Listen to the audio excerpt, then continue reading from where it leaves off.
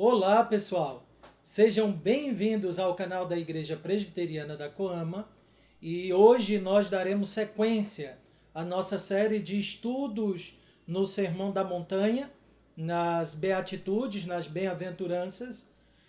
Leremos então Mateus capítulo 5 e versículo 6. Mateus capítulo 5, versículo 6.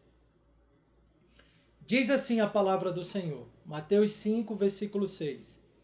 Bem-aventurados que têm fome e sede de justiça, porque serão fartos. Amém. Vamos orar ao Senhor? Gracioso e bondoso Deus, obrigado, ó Pai, pela Tua palavra. Aplica, ó Deus Santo, a Tua palavra ao nosso coração. Nos ensina a ter fome e sede de justiça. Ensina-nos, ó Deus, o que a Tua palavra realmente quer nos dizer quando afirma que bem-aventurados que têm fome e sede de justiça. Possamos entender a Tua palavra, compreendê-la e, sobretudo, praticá-la. É o que nós te pedimos em nome de Cristo Jesus. Amém. Alguém já disse que quando se está com fome ou com sede, muita fome ou muita sede, se come e se bebe qualquer coisa. É como se a fome e a sede suprimissem vários outros sentidos e capacidades humanas. Alguém morrendo de fome comerá tudo o que lhe der. Isso é quase uma regra, e exceto porque com certeza há algumas exceções. Mas um fato que ilustra bem o poder da fome, né, e a importância de você comer, foi um fato histórico que ilustra muito bem isso. Foi algo que ocorreu inicialmente lá pelo dia 12 ou 13 de outubro de 1972, quando um time de rugby saiu do Uruguai e voava rumo a Santiago do Chile. E aí o avião acabou caindo na Cordilheira dos Andes, mais de 4.000 metros de altitude. Várias pessoas morreram, mas um grupo sobreviveu e tiveram que lidar com vários desafios durante os dias que passaram no extremo frio e sem comida, chegando inclusive ao extremo de se alimentar de carne humana para sobreviver. Nesse contexto, um dos sobreviventes, Nando Parrado, ele relata, né, como foi que eles fizeram para sobreviver diante da fome. E ele diz: a fome não pode ser experimentada a não ser que a situação seja real. Não saber quando você vai comer de novo é o medo mais terrível do ser humano. E você nunca vai saber como a fome é terrível até que seu corpo comece a se consumir para conseguir energia. Tínhamos que esperar até o verão. Afinal, como iríamos atracar a montanha sem nenhum equipamento? Sem luvas, calças especiais e jaquetas. Os melhores alpinistas morrem em condições melhores. Nós não tínhamos chance. Ainda faltava dois meses para que a temperatura começasse a aumentar. Para esperar o verão, tínhamos que comer, diz Parrado. E a única coisa que havia para comer eram os corpos de nossos amigos. Naquele momento, Parrado e outros sobreviventes fizeram um pacto de vida. E assim relata então o sobrevivente Parrado, né? Fomos os primeiros doadores conscientes de nosso corpo. Se um de nós morresse, pactuamos que os outros comeriam seu corpo para que pelo menos alguém saísse vivo e pudesse falar para as famílias que a única coisa que importava era abraçá-los. Queridos, a fome e a sede nos leva a extremos.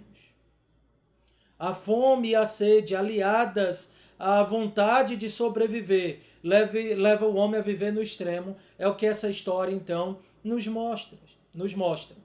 E aqui na Escritura nós estamos diante de um texto que nos orienta que, à semelhança de um corpo sedento por comida e por bebida, nós devemos estar sedentos e famintos por justiça. O que implica que devemos estar tão obstinados pela justiça ao ponto de nada mais importar. Devemos estar tão obstinados em querer se alimentar como um faminto para sobreviver, deseja comer a qualquer custo. A qualquer custo. A semelhança dos sobreviventes ali nas cordilheiras dos Andes. Se você quiser conhecer um pouco mais da história, leia o livro A Sociedade da Neve ou assista o filme também, que carrega o mesmo nome. Mas o ponto é, quando nós estamos famintos, nós fazemos de tudo, gememos, clamamos e buscamos nos alimentar. E Cristo usa então essa figura para nos lembrar que a nossa maior fome e sede deve ser pela justiça. Até o momento, nós lidamos sobre os aspectos mais subjetivos do caráter cristão. Como o cristão ele deve se perceber, ele é um mendigo espiritual, como ele deve reagir diante dessa visão que ele tem de si mesmo. Ele chora então por causa dos seus pecados, ele chora por causa do pecado de outros. Nós vimos também que essa realidade dele determina a forma como ele se relaciona com outras pessoas. Ele é então gentil, ele é compassivo, ele é longânimo. É isso que significa ser manso. Mas agora nós veremos que esse cristão é tudo menos alguém meramente passivo. Ele responde à obra que é efetuada nele. E essa perspectiva que ele tem, esse caráter de mendigo, daquele que chora pelos seus pecados, daquele que é manso, não leva ele a viver numa conduta meramente inerte e passiva. Sobretudo, ele é alguém que tem grande fome e grande sede por justiça. E o que significa isso? Em primeiro lugar, nós precisamos entender o que significa fome e sede no nosso texto. Então, por que Cristo diz que bem-aventurados os que têm fome e sede de justiça, porque serão fartos? Por que ele usou essa linguagem? Certamente para nos lembrar que um cristão ele não é, como eu já falei anteriormente, um ser meramente passivo, absolutamente introspectivo, alguém que tem um mero comportamento voltado para si, alguém que percebe a sua miséria e fica ali no canto com um espírito murmurador. Definitivamente não é isso. Nesse sentido, Sinclair Ferguson, ele ao comentar esse texto, ele ressalta que já absortos em nós mesmos, agora nós precisamos ser desarraigados de nós mesmos. E ele lembra que Martinho Lutero disse que o problema básico do homem é que o homem ele é incurvatus in se. O que significa isso? Ele é alguém voltado para si, encurvado sobre si mesmo, alguém egocêntrico. Então o operar de Deus, vai dizer Ferguson, o operar de Deus em dar-nos o verdadeiro conhecimento de nós mesmos não tem por objetivo aumentar o nosso egocentrismo, mas ao contrário, é o caminho para enfraquecê-lo. E é exatamente isso que esse nosso texto mostra. Ele então nos leva a entendermos que o cristão, ele é alguém que está numa atitude ativa, ele não é alguém simplesmente voltado para si, mas ele clama, ele necessita, ele corre, ele é faminto, ele é sedento por justiça. Ao reconhecer a nossa miséria, algo que necessariamente se segue a isso, é que nós devemos então buscar saciar a nossa fome e a nossa sede, não em nós mesmos, mas em Deus e na sua justiça. Porque já vimos que nós não temos nenhuma justiça em nós mesmos. Então não há nada para buscar em nós mesmos. Não há nada que deva nos levar a sermos alguém curvado sobre si. Se não há justiça em nós, nós devemos buscar aquela justiça que vem de Deus. Mas enfim, por que Cristo usa a linguagem de sede e fome? A fome e a sede são as necessidades físicas mais primitivas do ser humano. Comida e água são aqueles recursos mais básicos para essas necessidades mais básicas do homem. E é interessante porque essa linguagem também, ela ilustra uma situação muito comum na Palestina na época de Cristo Jesus, onde a água era escassa e o alimento e a comida às vezes era insuficiente.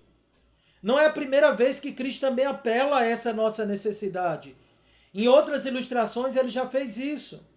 Ele já falou da necessidade de beber dele lá em João 4, 13 e 14 para a mulher samaritana.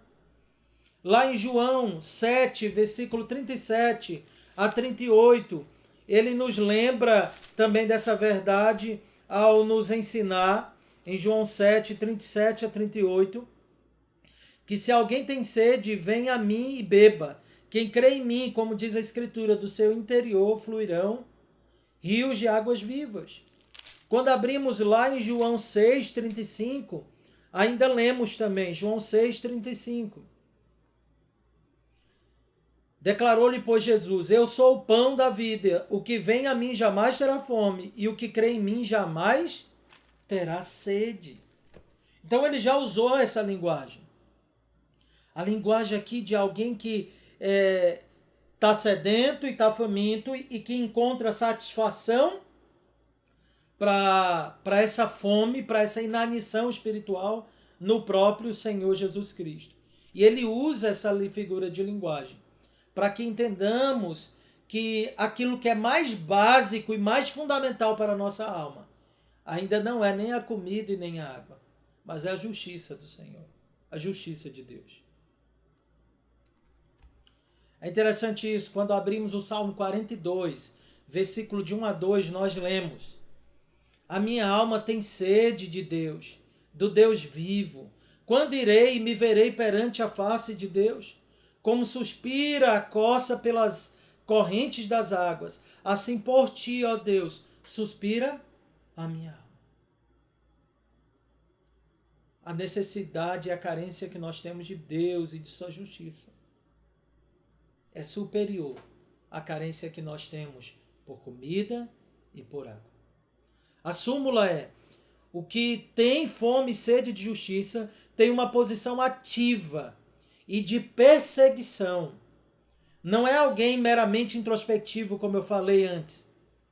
Se ele sabe onde sua fome pode ser satisfeita, ele irá atrás de saciá-la.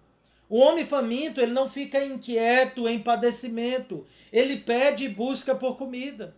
De tal maneira que aqueles que têm fome e sede por justiça, eles de fato irão atrás de saciar essa fome e essa sede.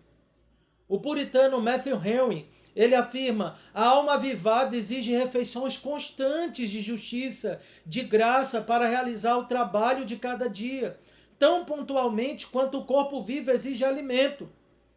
Aqueles que têm fome e sede irão trabalhar pelos suprimentos, de modo que devemos não apenas desejar as bênçãos espirituais, mas nos esforçarmos para obtê-las com o uso dos meios indicados. Um verdadeiro cristão nunca está satisfeito com o que tem. Ele sempre deseja mais, ele sempre está faminto e sedento. Ele nunca está satisfeito com o que já tem alcançado. Ele quer mais de Deus. A sua ambição e a sua cobiça não são coisas desta terra, deste mundo, mas é a justiça de Deus. E a pergunta é: e o que é essa justiça de Deus? Isso nos leva então a um segundo ponto do nosso estudo. O que é a justiça de Deus? O que é essa justiça que o cristão ele deve ansiar e anelar tanto? A justiça na Escritura, ela tem pelo menos 3 aspectos. Ela tem um aspecto legal, social e moral. Contudo, é necessário entendermos que não são espécies diferentes de justiça. Não são 3 justiças distintas. O padrão de justiça continua sendo o mesmo, é o próprio Deus, é o caráter dele revelado em sua lei. Todavia, em termos didáticos, falaremos em 3 aspectos da justiça. O legal e o social, que se refere ao aspecto externo, ou como essa justiça ela é externa, né? E o aspecto moral diz respeito ao caráter interno, aquilo que uma pessoa justa, intrinsecamente, ela é em decorrência dessa justiça. Ok? Então veja, acerca do aspecto legal, né, refere-se à justiça de Deus em termos forenses, judiciais, está relacionada ao juiz, ao julgamento do Senhor, ao homem diante de Deus. Nesse sentido, refere-se à doutrina da justificação ou da condenação eterna. Aqueles que, diante do tribunal de Deus, não estão justificados, estão condenados. Então, assim, o homem sedento por justiça seria aquele homem, nesse aspecto, que anseia pela justiça de Cristo imputada a ele, que anseia por ser justificado. E, de fato, todos aqueles que anseiam por isso alcançam a justificação. Não é verdade? E alguns textos corroboram esse uso, tá bom? Por exemplo, quando nós abrimos lá em Romanos, capítulo 1, versículo 17. Romanos 1, versículo 17, nós lemos o seguinte: visto que a justiça de Deus se revela no Evangelho, de fé em fé, como está escrito, o justo viverá pela fé. Então, o Evangelho, né, a justiça de Deus se revela no Evangelho. Em Romanos 3, 21, 22, nós lemos: mas agora sem lei, a justiça de Deus testemunhada pela lei e pelos profetas, a justiça de Deus mediante a fé em Jesus Cristo, para todos e sobre todos os que creem, porque não há distinção, pois todos pecaram e carecem da glória de Deus, sendo justificados gratuitamente por sua graça, mediante a redenção que há em Cristo, a quem Deus propôs no seu sangue como propiciação mediante a fé, para manifestar a sua justiça, por ter Deus, na sua tolerância, deixado impune os pecados anteriormente cometidos. Então veja, aqui é alguém que encontra a satisfação da justiça de Deus na pessoa de Cristo Jesus, pois ele é a justiça de Deus revelada no Evangelho. Então quem crê no Evangelho, diante do tribunal de Deus, quem crê em Cristo e confia em Cristo como seu mediador, como seu salvador, então no tribunal de Deus ele é justificado. Ele é liberto dessa condenação. Acontece o mesmo que aconteceu com Abraão, capítulo 4, do versículo 3 em diante, onde diz que Abraão creu e isto lhe foi imputado para a justiça. Isso lhe foi atribuído como justiça. Nós não temos justiça alguma, mas quando cremos em Cristo, então a justiça de Cristo me é atribuída como justiça. Essa justiça também ela pode ser entendida como uma norma que Deus requer que todos nós nos submetamos e venhamos nos adequar a ela. Nesse sentido, a justiça refere-se ao ato de viver de acordo com a lei de Deus, e que violar esse princípio traria julgamento. Lá em João 16, do versículo 8 a 10, é dito que inclusive o Espírito Santo ele vem para convencer o mundo da justiça e do juízo. Em Atos 17, 31, nós lemos.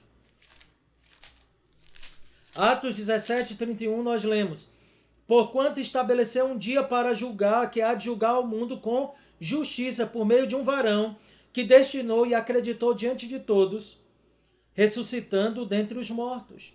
Em Apocalipse 19, versículo 11, nós vemos que esse varão, que é o Senhor Jesus Cristo, ele vem exatamente para julgar o mundo com justiça. É o que ensina o versículo 11 de Apocalipse 19. Apocalipse 19, versículo 11 diz assim: vi o céu e eis um cavaleiro branco. O seu cavaleiro se chama Fiel e Verdadeiro, e julga e peleja com justiça. Então, justiça tem esse outro aspecto externo, que aponta para o julgamento de Deus, como fundamento pelo qual Deus julga o mundo, como a norma que Deus leva em consideração para julgar o mundo, ok? E aí, de acordo com isso, nós que estamos em Cristo Jesus já fomos julgados em Cristo Jesus. Por isso dizemos que já fomos justificados. Isto é, declarado justos. Mas ainda existe um outro aspecto em que essa justiça ela se demonstra. Ela se refere ao que geralmente é chamado de justiça social. Nesse sentido, John Stott explica, ela refere-se à busca pela libertação do homem da opressão, junto com a promoção dos direitos civis, da justiça dos tribunais, da integridade dos negócios e da honra no lar e nos relacionamentos familiares. Assim, os cristãos estão empenhados em sentir fome de justiça em toda a comunidade humana para agradar a um Deus justo. E a Escritura realmente fala em justiça nesse sentido, de amparar o órfão, de amparar a viúva, de amparar o estrangeiro, por exemplo. Lá em Deuteronômio 10, versículo 16 a 19, vemos isso claramente. Deuteronômio 10, versículo 16 a 19. Inclusive, a ausência desse tipo de justiça no meio do povo de Deus foi um dos aspectos levados em consideração por Deus para manifestar o seu juízo. Vemos isso lá em Abacuque 1,4. Abacuque reclama ao Senhor devido à perversidade no meio do povo de Judá, e ele apresenta um fato de que a justiça estava sendo torcida. E o que isso significava? Que alguns estavam oprimindo a outros. Então tem essa aplicação. Mas por fim, essa justiça ela tem um aspecto moral, relacionado mais especificamente ao caráter. Essa justiça pode se referir à justiça de Cristo, que está sendo comunicada ao eleito, ao regenerado. E ela é similar, ou melhor, ela é sinônima da santificação. Então, nem todos os homens, eles conseguem demonstrar esta justiça em suas vidas. Por que eles não conseguem? Porque essa justiça ela é uma graça de Deus. Você trilhar o caminho da santificação não é algo natural, tá bom? E aqui em Mateus, Cristo parece dar ênfase a esse aspecto prático da justiça, a esse praticar a justiça. Diz assim, por exemplo, no versículo 20 de Mateus 5, porque vos digo que se a vossa justiça não exceder em muito a dos escribas e fariseus, jamais entrareis no reino dos céus.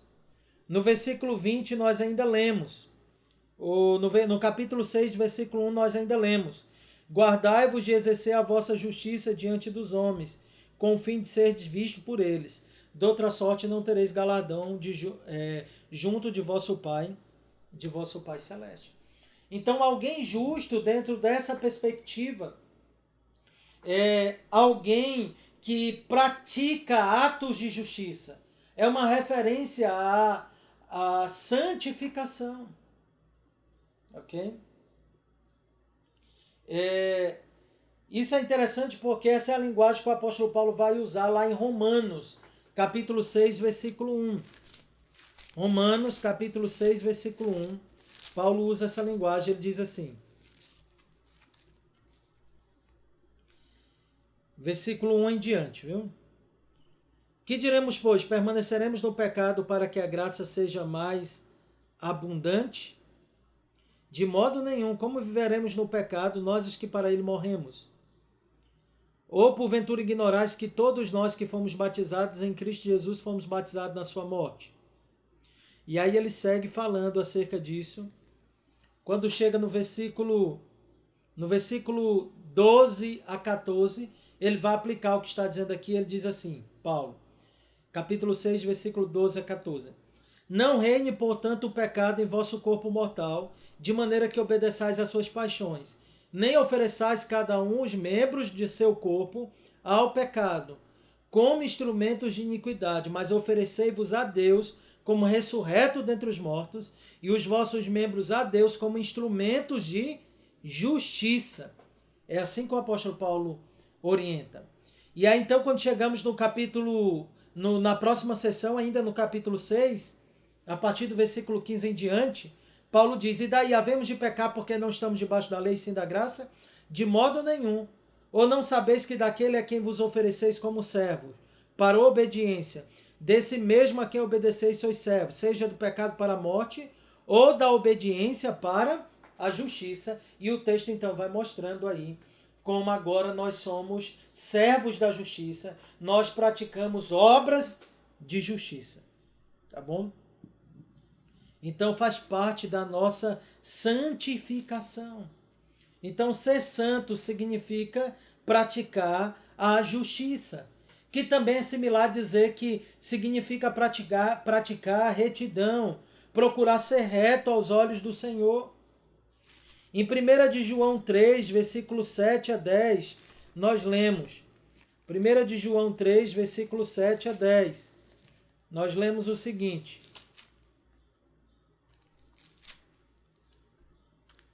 Filhinhos, não vos deixei enganar por ninguém. Aquele que pratica a justiça é justo, e assim como ele é justo. Aí no versículo 10. Nisto são manifestos os filhos de Deus e os filhos do diabo. Todo aquele que não pratica a justiça não procede de Deus, nem aquele que não ama a seu irmão. Então, praticar a justiça é proceder de Deus, é ser justo como ele é justo. É refletir a justiça que nos foi atribuída como justiça. A justiça da justificação. Martin Lloyd Jones diz o seguinte: em última análise, ser justo significa ser parecido com o Senhor Jesus Cristo. Ele é o nosso modelo. Se quisermos estar diante de Deus e passar a eternidade em sua presença, então teremos de ser semelhante a Jesus Cristo.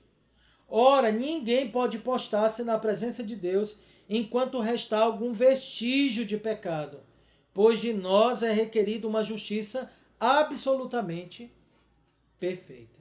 Amém. É isso que é requerido de nós, queridos. Então, o que é essa justiça?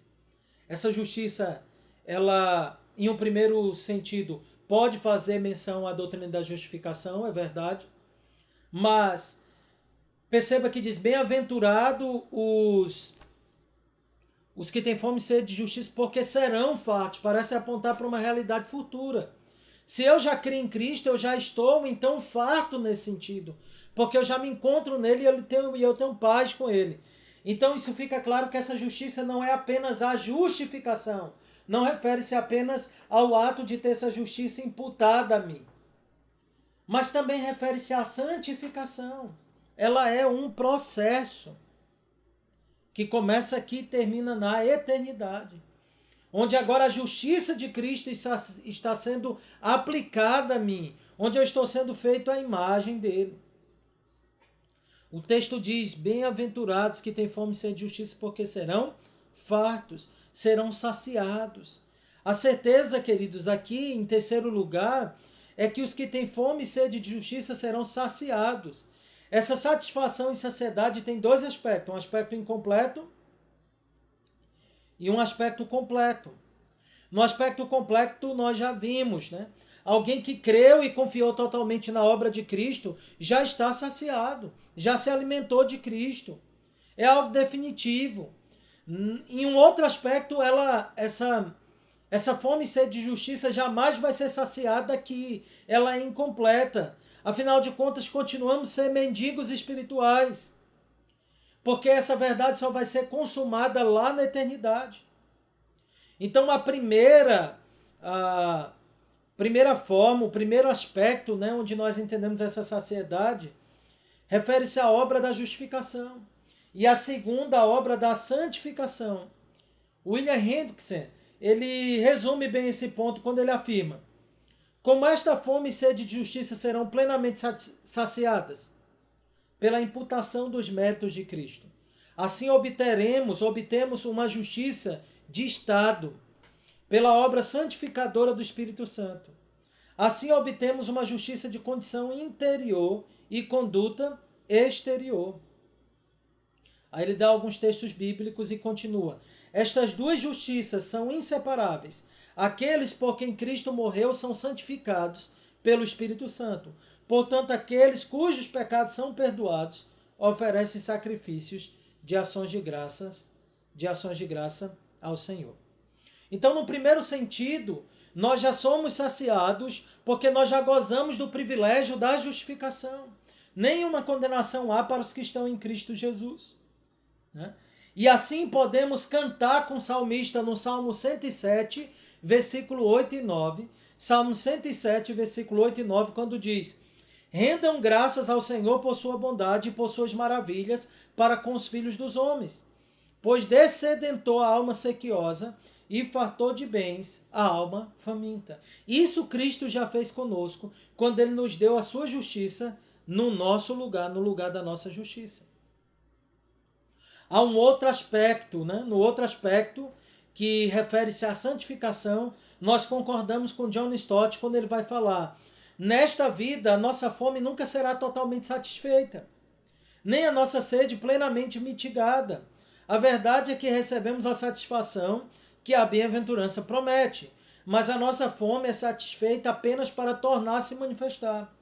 Até mesmo a promessa de Jesus de que todo aquele que beber da água que ele dá nunca mais terá sede, só é cumprida se continuarmos bebendo. Então o que está dizendo aqui, queridos? É que a nossa vida ela é traçada e marcada por essa fome e essa sede contínua. Porque se em relação à nossa justificação já estamos fartos, porque já nos foi dado tudo o que nos prometido, em relação à santificação nós somos sempre carentes, porque nunca alcançamos e jamais alcançaremos nessa vida plena santidade, plena santificação. E se esse é o nosso desejo, então logo nós estaremos o tempo todo desejando e buscando ser santos. Buscando e desejando a justiça que vem de Deus. Ok? Todavia há um aspecto que essa sede, essa fome será completamente e amplamente, elas serão amplamente e completamente satisfeitas, tanto a nossa fome quanto a nossa sede. Apocalipse 7, versículo 13 a 14, nós lemos. Apocalipse 7, versículo 13 a 14.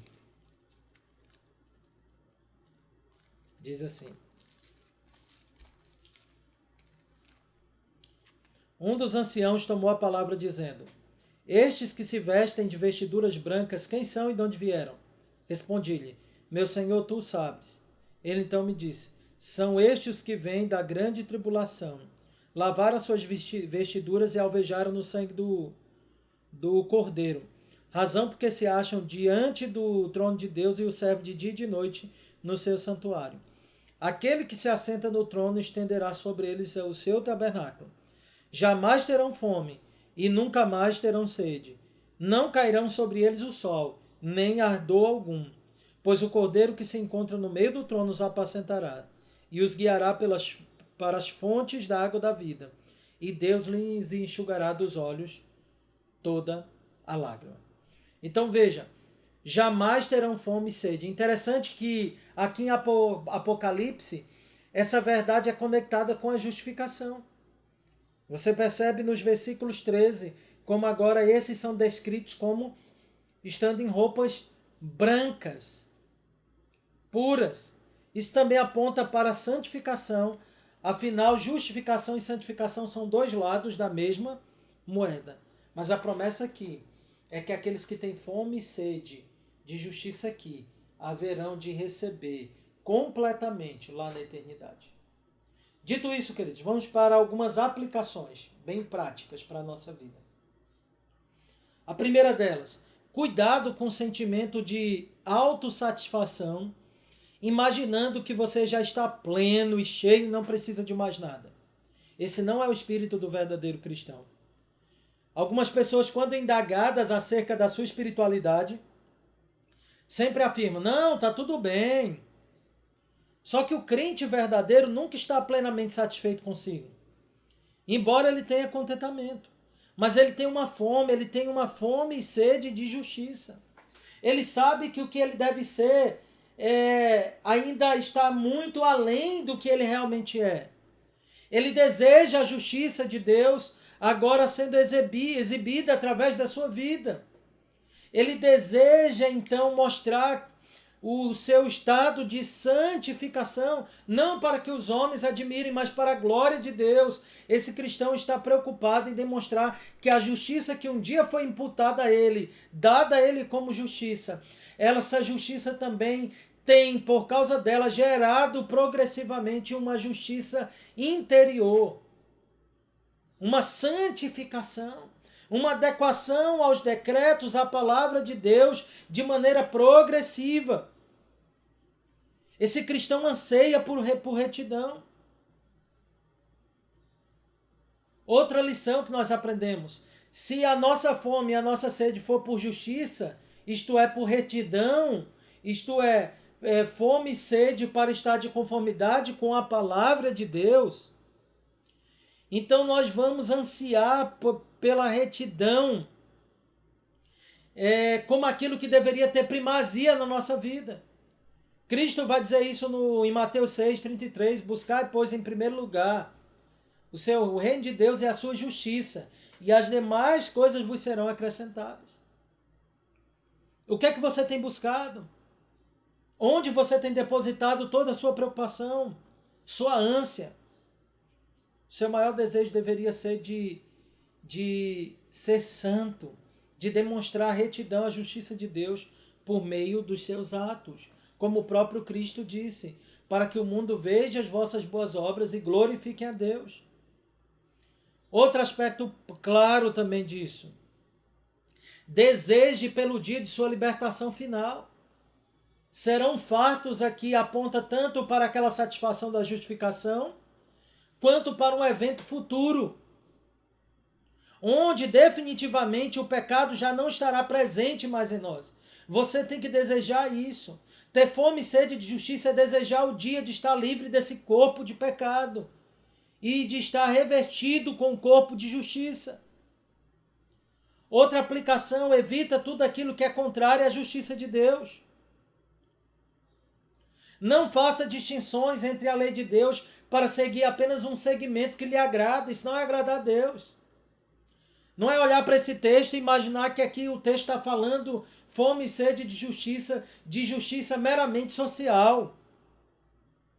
Enquanto as mesmas pessoas que lamentam isso são as mesmas pessoas que não lamentam por causa dos seus próprios pecados. Ter fome e sede de justiça também implica em rejeitar tudo aquilo que é contrário à retidão, tudo aquilo que é contrário à vontade de Deus. Precisamos entender que viver por graça é diferente de viver por uma graça barata. A nossa graça, a graça que nos salvou, ela é operosa, ela é cara. Ter fome e sede de justiça, de maneira prática, é melhor evidenciado quando nós fazemos uso dos meios de graça. Quando nós ansiamos por essa palavra. Alguém que tem fome e sede de justiça vai ser um homem e uma mulher de oração.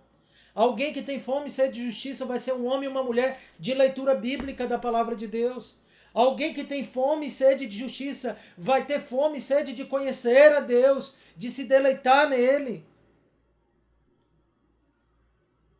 Por fim, se você tem fome e sede de justiça, lembre-se que Cristo é a justiça de Deus revelada no Evangelho. Ter fome e sede de justiça é desejar ser mais parecido com Cristo. Nós vivemos na época das redes sociais, onde a imagem importa muito. Estamos sempre preocupados com a nossa imagem. Sempre queremos vender a melhor imagem possível acerca de nós. E nessa ânsia, geralmente estamos sempre imitando pessoas que nós julgamos que essas pessoas elas são imitáveis pelas suas aparências.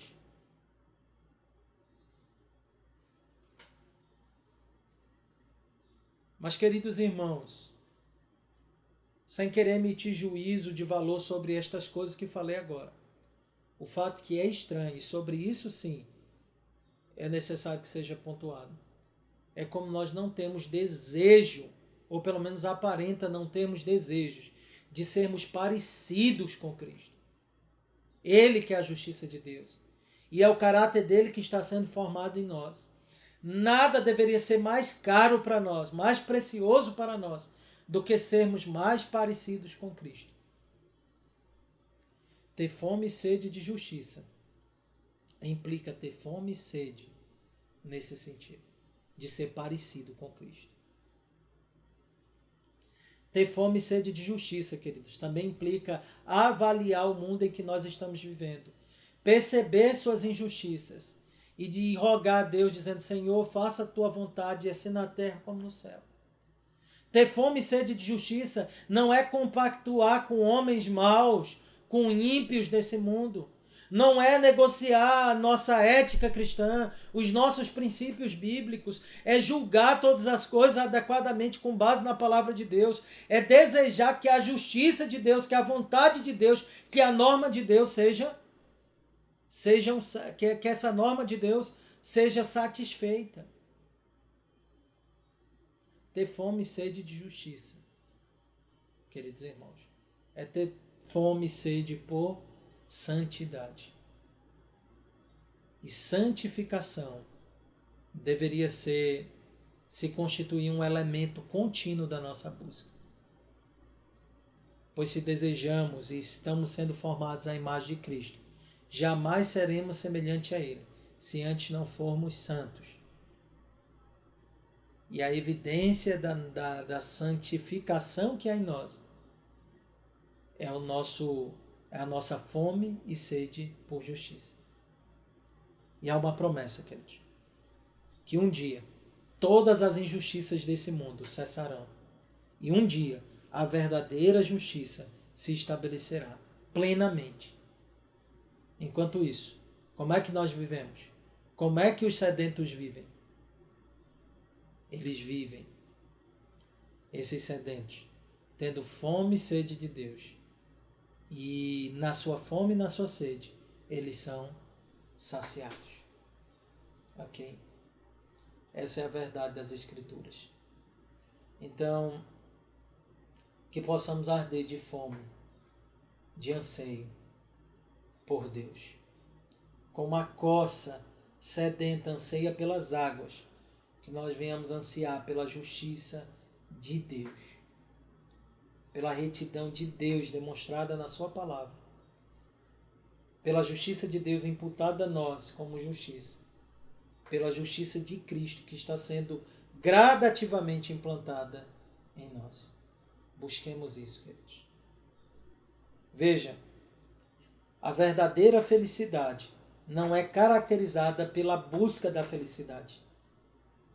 Aqueles que são felizes estão buscando não a felicidade, mas a justiça.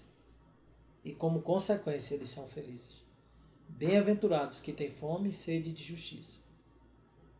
Então, nesse sentido, nós vemos na Escritura como a satisfação e a fartura para o homem sedento e faminto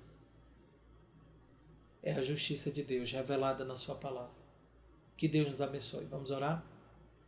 Gracioso e bondoso Deus, aplica, ó Deus, a tua palavra ao nosso coração. É o que nós pedimos em nome de Cristo Jesus. Amém.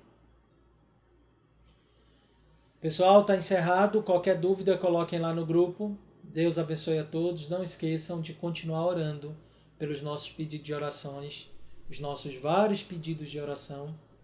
E entrem lá no grupo da igreja. Organizem, se possível, os pedidos que estão lá, atualizem e orem. Vamos todos orar, né, por esses pedidos. Que Deus abençoe a todos e até domingo, com a graça de Deus. Sexta-feira temos mais um episódio do Catequizando. Deus abençoe a todos. Até mais.